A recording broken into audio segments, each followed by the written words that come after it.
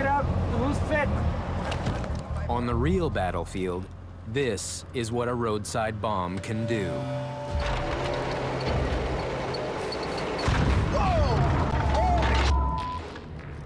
Improvised explosive devices, IEDs, are the Taliban's weapon of choice. They've already killed dozens of Canadian soldiers in Afghanistan.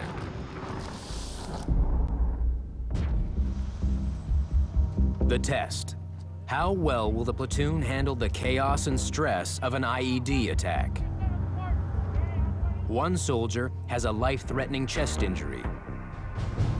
Corporal Pinozzo has taken a shrapnel blast to the leg, and several others are walking wounded. All right, self-medicate, get up to some high ground, provide cover. Where's Miranda? Is the rest of the section pushed up, Martin? No, it's the other section. Up on the hill, Private Martin takes a kneeling position. Looks like this morning's sniper attack has left an impression.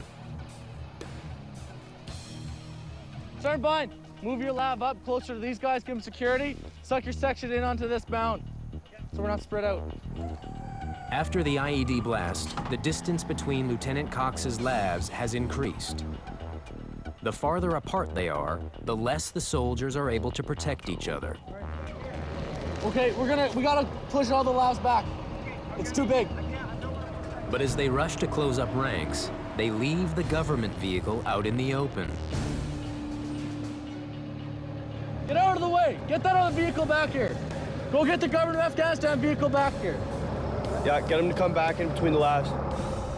The VIP is exposed at a dangerous moment. Sir, we got enemy in the area right now. Where?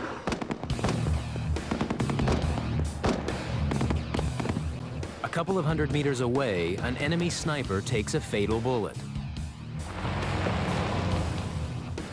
1-1, this 1-1 Meyer. Be advised, one time's enemy killed. Sweep teams continue to move on. Over.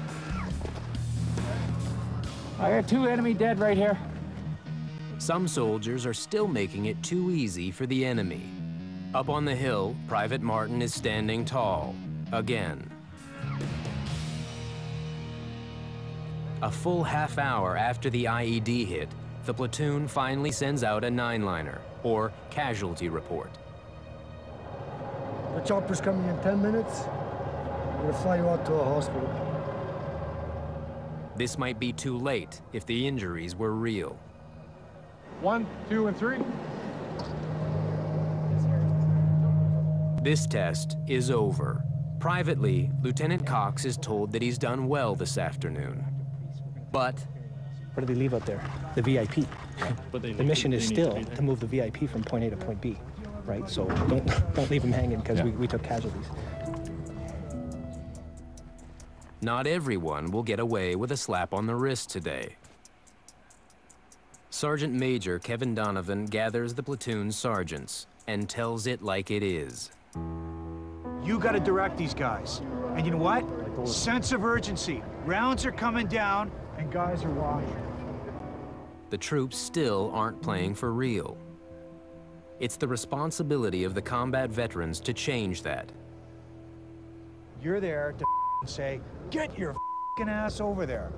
That's your job, right? That's your job to grip guys like that, so like that doesn't happen. First things first, okay? What's the mission here? To escort the VIP and protect the VIP and vehicle. Who was the lead vehicle initially? Again, was it you? Okay, where did the VIP end up? Out in the open. Outside the cordon, right? Yeah. Okay, so you know you got soup going on all around you. You can't forget your main effort, the main reason you're here. All right, guys, whoever's closest to that VIP, grab him by the face and put him inside your cordon. Major Oberworth is losing patience with the soldiers who keep forgetting the basics, like taking cover. Martin, where are you? Funny I can't see you. I saw you the whole last two iterations. Stand on top of everything that's tall. Who's your fire team partner? Bears Muse, sir. First Muse, if he ever stands on top of a knoll again, you shoot him yourself. Twice in a row you sit on a knoll like that. You died the first time. I'm not putting you in a body bag in Afghanistan. You got it? Sir. Get the proper firing position, do it properly every time. Never again. You're gonna get yourself killed. Tough talk, but they haven't seen anything yet. All right, let's go. Not up. In their next drill, they'll be firing real bullets. And the boss's tolerance for error will be 0. You guys are not performing as well as everyone else. Who here wants to die? Lieutenant Cox and his men have trained in the desert for less than a week. And already they're feeling the effects.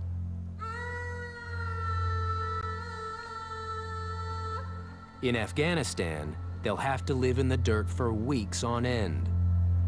It was a long day yesterday. Last night wasn't as cold, but it's draining because there's a lot that's going on mentally and physically. So it's any chance you get to sleep is a good time. We got to get used to functioning on little sleep and functioning well on it.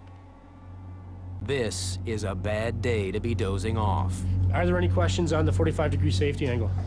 How that works? Major Oberworth expects big improvement. Today, the bullets are real, and the soldiers had better play like they mean it. I'm armed and dangerous. The mission: escort a medical vehicle along a 13-kilometer route through mock Afghan villages. This drill is about split-second judgment. Trainers have planted dozens of pop-up targets. Contact! Almost right. Fire! Firing on. 1-1, target's destroyed, carrying on. The only difference between friend and foe is how they're painted. An enemy and a friendly pop up side by side. No shots are fired. In this instance, that's the right call. So far, so good. But the mission is about to fall apart. Near the end of the route, trainers throw in a mock IED. 1-1, my alpha call sign is suffered a mobility kill by an IED strike. The lead vehicle is down. 1-1, roger. Just engage targets if you can, and we'll get to you guys as soon as we can, over. The platoon dismounts. Suddenly, things start to go wrong. As Cox checks his perimeter, enemy targets spring up. Contact! He does everything right, using a wrecked car to shield himself and his signaler. Others are less impressive. These men leave themselves exposed, wide open to enemy fire. No mistake escapes Oberworth's keen eye. They have to put themselves in a position where they're not going to be out in the open. That's something that some of the guys haven't done all that well at here.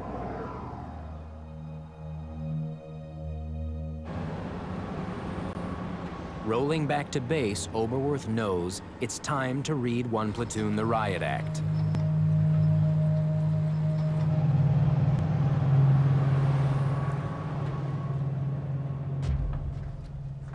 All right, so here's the thing, fellas, and I'm not gonna pull any punches on this one. All right, I'm gonna give it to you full throttle. You guys are not performing as well as everyone else. You guys have plateaued. You're not getting any better. In fact, in some ways, I think it might even be getting worse. Firing positions, atrocious. Who here wants to die? Hopefully nobody. You guys are putting yourselves in a position where you're gonna be an easy target for the enemy, and you're gonna get shot. The enemy will always go after the easy target. There are people in Afghanistan right now who are snipers who can take headshots from 300 meters. If you want to be that easy target, go somewhere else. No easy targets in this company, no easy sections in this company, no easy platoons in this company, and this company will not be easy to take down. Oberworth doesn't swear very often. He saves it for moments like this. We need to be the toughest, meanest motherfuckers in the battle space, and I'm relying on you as the individual soldiers to be that. It's not happening right now in this platoon. I cannot go overseas thinking that I didn't do everything I can do in my power to make sure that these soldiers are ready to go into battle. It's what I've been entrusted with. That's what the commanding officer and the Canadian public trust me to take care of their sons and daughters when we go overseas. Their mothers and fathers want that. They want to make sure that those soldiers are ready to go.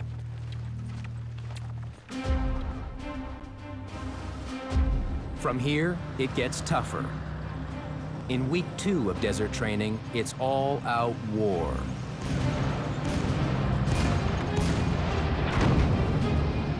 One platoon fights with an entire combat team to drive out the enemy. Let's get into these objectives, let's get into the objectives. Get out of the vehicle and get on the ground. A test of nerve and strategy. Bravo, Charlie, move to Charlie 2. Bro, Alpha, I'll move up. And far more chances for deadly mistakes.